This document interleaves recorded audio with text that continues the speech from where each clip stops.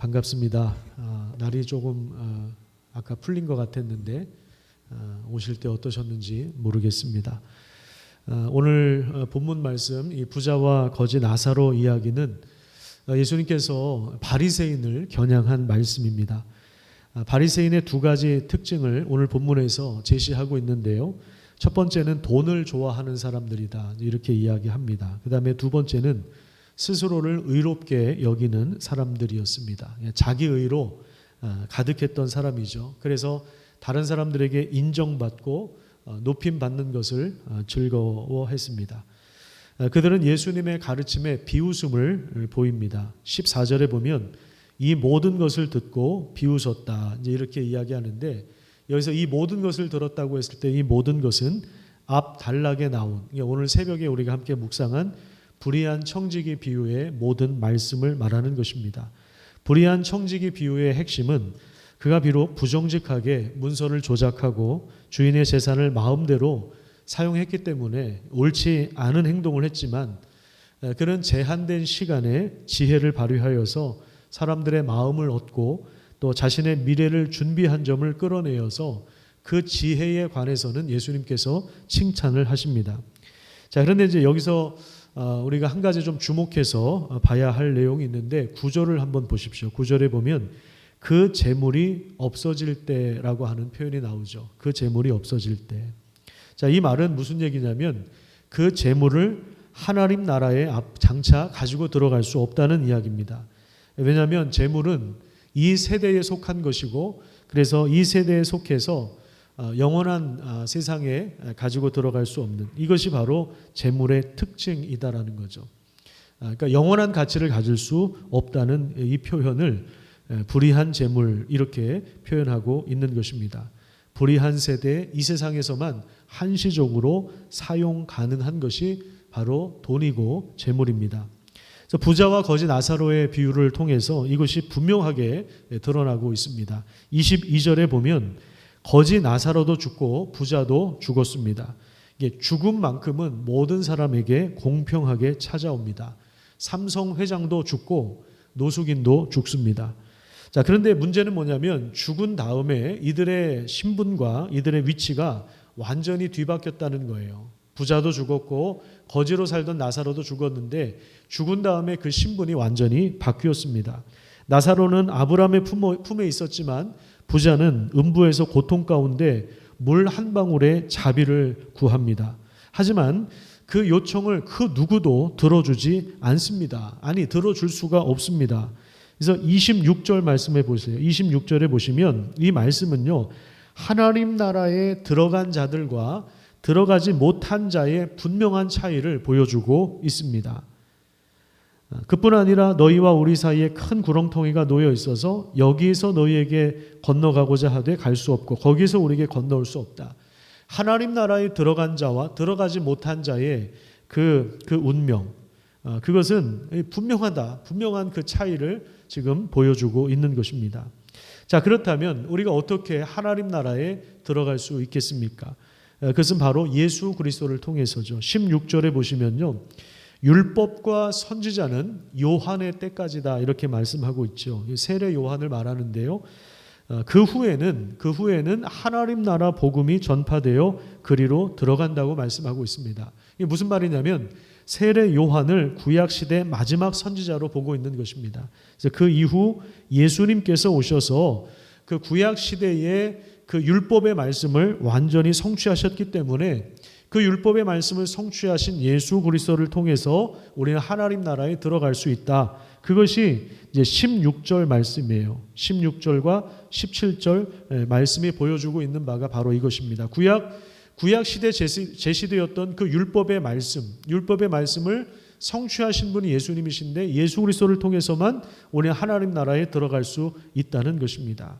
주님을 위해서 자신의 생명뿐만 아니라 모든 소유를 내려놓고 정말 예수님을 따라갈 수 있는 사람, 우리 아까 찬양한 것처럼 예수 따라가며 복음 순종하는 그 사람이 넉넉히 하나님 나라에 들어감을 얻을 수 있는 것입니다. 그런데 바리새인들은 그렇지 못했습니다. 마치 오늘 본문에 등장하는 부자와 같았습니다. 날마다 호화롭고 사치스러운 삶을 살았지만 자기 집 대문 앞에서 배를 채우려 하는 거지 나사로를, 병든 나사로를 전혀 돌보지 않았습니다. 좀 오래된 책입니다. 난장이가 쏘아 올린 작은 공이라고 하는 책이 있죠.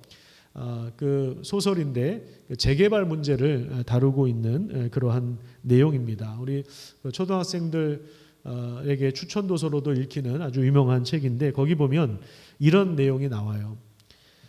천국에 사는 사람들은 지옥을 생각할 필요가 없다. 그러나 우리 5 식구는 지옥에 살면서 천국을 생각했다. 단 하루라도 천국을 생각해 보지 않은 적이 없다. 하루하루의 생활이 지겨웠기 때문이다. 우리의 생활은 전쟁과도 같았다. 우리는 그 전쟁에서 날마다 지기만 했다. 이런 표현이 나오는데요. 전쟁과도 같은 지겨운 가난과의 싸움 가운데 사는 것을 여기에서 보면 이제 마치 지옥에 사는 것처럼 그렇게 표현을 합니다. 자, 이 내용을 부자와 거지 나사로 이야기에 대입시킨다면 거지로 살던 나사로는 마치 지옥에 사는 것처럼 마치 천국에 사는 부자의 자비와 그 긍휼을 날마다 생각했을 거예요. 그런데 부자는 거지 나사로가 전혀 안중에 없었습니다. 왜냐하면 날마다 호화롭게 자기 삶을 즐겨야 했기 때문에 그렇습니다. 그러니까 그 나사로는 자기 시야에 지금 벗어나 있는 상태입니다.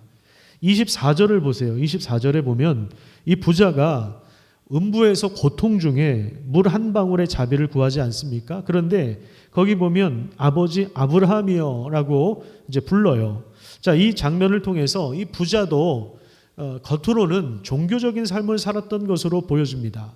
어쩌면 겉으로는 율법의 말씀을 지켰는지도 모르겠습니다. 하지만 그들의 속은 돈 욕심과 자기 의와 교만으로 가득 채워져 있었습니다. 지금 이 바리새인을 겨냥해서 부자와 거지 나사로 이야기를 하고 계시는 거거든요. 그러니까 자기 의로 채워져 있기 때문에, 돈 욕심으로 채워져 있기 때문에, 또 그것을 즐기려고 했기 때문에 그 인생이 얼마나 바쁘고 힘들었겠어요. 뭐 힘든 건 없겠죠. 얼마나 바쁘고 정신 없었겠습니까? 그러니까 문 밖에 있는 병들고 가난한 자들이 자기 시야에 전혀 들어오지 않았던 것이죠. 자, 그들은 어떤 사람들이냐면 18절 보세요. 18절에 보면 이런 말씀이 나와요. 무릇 자기 아내를 버리고 다른 데 장가드는 자도 간음함이고 무릇 버림당한 여자에게 장가드는 자도 간음함이다. 이건 뭐냐면 율법을 교묘하게 이용을 해가지고 자기 아내를 버리고 다른 데 장가드는 거예요. 아내를 버리기 위하여 율법을 교묘하게 이용했던 사람들이 바로 바리새인들입니다. 그러니까 이 사람들은 율법의 정신을 생각하지 않고, 그러니까 율법의 그 정신과 율법이 지향하는 내용을 따른 것이 아니라 그 문자와 규범에 얽매여서 겉으로는 지키는 척 했는데 결국에 자기 욕망을 따르는, 자기가 하고 싶은 대로 사는 이런 삶을 살았던 것입니다. 그러면 율법의 정신이 무엇입니까? 율법의 정신은 하나님을 사랑하고 이웃을 사랑하는 것이죠. 누가복음 10장에 나와 있는 것처럼 강도 만난 자, 그 이웃이 누구냐? 예수님께서 들려주신 이야기에 나왔던 것처럼 마음을 다하고 뜻을 다하고 하나님을 사랑하는 것뿐만 아니라 이웃을 사랑하는 것, 이것이 바로 율법의 정신입니다. 강도 만난 사람을 돌봐주는 거예요. 그 선한 사마리아인은 여행 중에 그 강도 만난 자를 돌봤는데 아마 그 스케줄이 하루가 다 헝클어졌을 겁니다. 그 돌봐주느라고. 야고보 사도의 표현에 의하면 고아와 과부를 돌보는 것입니다. 그들에게 손을 펴는 것입니다. 이것이 진정한 경건이요, 또 이것이 율법의 정신이라고 할 수 있는데, 야고보서 1장 26절과 27절 말씀을 같이 한번 읽어보도록 하겠습니다. 우리 화면을 보면서 같이 한번 읽어보겠습니다. 누구든지 시작. 누구든지 스스로 경건하다 생각하며 자기 혀를 제갈 물리지 아니하고 자기 마음을 속이면 이 사람의 경건은 헛것이라. 하나님 아버지 앞에서 정결하고 더러움이 없는 경건은 곧 고아와 과부를 그 환난 중에 돌보고 또 자기를 지켜 세속에 물들지 아니하는 그것이니라. 아멘. 자, 참된 경건은 뭐라고 했습니까? 환난 중에 있는 약자들을 돌보는 거예요. 그들을 위해서 언제 없어질지 모르는 돈을, 재물을, 시간을 사용하는 것입니다. 그들을 향해서 긍휼의 마음을 갖는 것입니다. 손을 펴는 것입니다. 부자의 사치와 가난한 자에 대한 무관심은 자기 마음을 속이는 것이 되었고 그 결과 가장 큰 비극을 몰고 왔습니다. 부자는 죽어서 더 비참한 상황을 맞이했던 것입니다. 가난한 자를 무시하는 부자에게는 더 이상 다른 기회가 없고 예수님과 말씀을 거부하는 이 바리새인들에게도 더 이상 다른 기회가 오지 않는 것입니다. 우리가 정말 예수님을 따르는 제자라면, 우리가 정말 교회라면 지금도 전 세계 10억 이상의 사람들이 여전히 기아에 허덕이고 있다는 사실을 우리는 외면할 수 없습니다. 여전히 방치된 아이들이 있고 복지 사각지대에 있는 가정들이 있고 미혼모 가정들이 있고 또 노숙인들이 있다는 사실들을 알면서도 외면할 수가 없는 것입니다. 만약에 그렇다면 그것은 참된 경건이 아닙니다. 우리는 교회의 재산을 늘리기 위해서 모인 사람들이 아닙니다. 그거 쌓아놓고 재산 늘리고 우리끼리 안심하기 위해서 교회가 필요한 것이 아닙니다. 1997년 IMF 때 실업률이 증가하고 노숙인들이 많아지고 또 양극화가 심화된 것처럼 지금 코로나 상황 속에서 또 앞으로 코로나 이후에 이 지금 취약계층에게는 아주 직접적인 타격을 가하고 있기 때문에 코로나 이후에는 양극화가 더 심해질 것이다. 계속해서 이렇게 전문가들이 이야기하고 있고 그런 지표들이 계속해서 지금도 발표되고 있습니다. 최근에 나온 기사를 제가 우리 교육자 카톡방에 공유를 며칠 전에 했었는데요. 거기 그 기사를 보면 참 마음이 아픈 이야기들이 나와요. 동대문 반지하 방에서 전기장판과 솜이불 하나로 추위를 견딘 가정의 이야기, 그 가정의 이야기가 기사로 실렸습니다. 12평짜리 반지하에서 사는데 석 달 넘게 가스비를 내지 못해서 2달째 난방이 끊긴 그 집에서 다행히 전기는 들어와서 전기장판 하나로 그 강추위, 올해 얼마나 추웠습니까? 그 추위를 버티고 있는 것입니다. 거기 살고 있는 그 아이들 3명을 키우는데 그 초등학교 아이들이에요. 그런데 지금 뭐 사교육은커녕 돌봄 교실에도 참여를 할 수가 없어요. 맞벌이 부부 우선으로 받아주니까 거기도 가지 못하고 코로나 때문에 이제 친구들과의 관계도 끊어졌고 그러니까 이 아이들이 생계를 잃어가고 있고 그리고 교육 격차는 계속해서 커집니다. 생활 격차도 커지고 있지만 교육 격차가 점점 더 커져가고 있습니다. 그런데 지금 이런 가정, 그러니까 복지 사각지대에 있는 이런 가정들이 앞으로 점점 더 늘어날 것이다. 이제 그렇게 예상을 하고 있는데 이런 현실에 대해서 우리가 눈을 감은 채 우리끼리 기도하고 우리끼리 예배드린다면 그것을 어찌 참된 신앙이라 할 수 있겠으며 예수님을 믿는 사람이라고 할 수 있겠습니까? 교회를 통해서 하나님은 오늘날 많은 나사로가 환대를 받기를 원하십니다. 많은 나사로가 병든 나사로가 치료를 받고 그들이 음식을 제공받는 그 일을 교회가 감당하기를 원하십니다. 이것이 바로 교회의 참된 경건이며 이것이 바로 예수님을 믿는 길이며 따르는 제자의 삶이라고 할 수 있습니다. 누가복음 14장 33절 말씀 같이 한번 읽겠습니다. 누가복음 14장 33절입니다. 자, 시작. 이와 같이 너희 중에 누구든지 자기의 모든 소유를 버리지 아니하면 능히 내 제자가 되지 못하리라. 참 어려운 말씀이에요. 참 어려운 말씀입니다. 여러분, 여기서 소유를 버린다는 것은 옥상에 올라가서 뭐 우리 가진 돈을 다 뿌린다는 그런 얘기가 아니에요.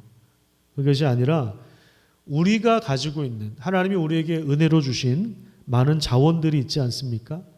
자, 그런 자원들을 병들고 가난한 나사로에게 사용함으로 버리는 것을 말합니다. 그래서 그 돈과 우리에게 주신 돈과 자원이 가장 쓸모 있는 것이 되도록 조치를 취하는 것입니다. 이것이 바로 율법의 정신이라고 할 수 있습니다. 이것이 바로 하나님을 사랑하는 것이고 그리고 이웃을 사랑하는 것이고 이 길이 바로 그리스도를 따르는 제자의 삶이라고 하는 것이죠. 그러니까 오늘 우리가 지금 새벽부터 누가복음 16장 말씀을 전체적으로 읽었는데 이 누가복음 16장 말씀은 하나님 나라의 경제학에 대해서 이야기해줘요.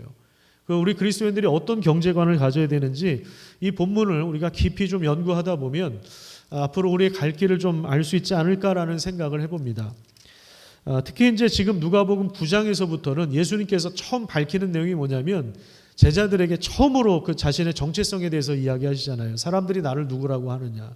너희들은 나를 누구라고 생각하느냐? 이렇게 질문을 하시다가 처음으로 예수님께서 하신 말씀이 뭐냐면 내가 예루살렘에 가서 고난을 받고 버림받고 죽을 것이다. 근데 제3일에 살아나리라. 처음 그 정체성에 대해서 예수님께서 말씀을 하시죠. 그때 제자들에게 하신 말씀이 뭐냐면 나를 따라오려거든 자기 십자가를 지고 자기를 부인하고 나를 따라와야 된다. 예수님께서 이렇게 말씀을 하시고 계속 그 얘기가 반복해서 계속 나와요. 누가복음 12장에도 나오고요. 그리고 13장에도 나오고 14장에도 나옵니다. 14장 25절부터 보세요. 14장 25절부터 보면 우리가 며칠 전에 또 말씀을 묵상한 내용이긴 한데요. 거기 보면 제자가 되는 길에 대해서 예수님께서 몇 가지로 또 설명하고 계시죠. 자기 목숨과 자기 부모와 처자와 자기 가족과 그걸 다 내어버리고 그리고 다 미워하고 또 27절에 보면 자기 십자가를 지고 나를 따라야 된다. 그리고 우리가 좀 전에 봤던 33절 말씀 자기 소유를 버리지 아니하면 능히 내 제자가 될 수 없다. 예수님을 따르는 것이 무엇인가를 아주 명확하게 보여주고 있는 거예요. 그리고 나서 이제 15장은 제가 이제 주일날 설교를 할 본문인데 15장에는 잃어버린 것을 찾는 그 아버지 하나님의 그 마음이 나와요. 다시 어그러진 것을 세우는 그 마음이 나오는데 잃어버린 자들을 초대하고 환대하는 것, 그것을 위하여 우리의 재물을 사용하고 우리의 시간을 사용하고 우리 은사를 사용하는 것, 이것이 제자의 삶이라고 하는 그 연속선상에 있고, 그리고 16장에 오늘 16장에서는 이 경제적인 부분들에 대해서 우리에게 말씀을 하고 있는 것입니다. 오늘 이 말씀을 우리가 기억하고 묵상하는 가운데 하나님께서 우리 삶을 통해서 이루시고자 하는 뜻이 무엇인가를 우리가 깊이 마음속에 새기고 그것이 우리의 기도 제목이 되었으면 좋겠습니다. 기도하겠습니다. 하나님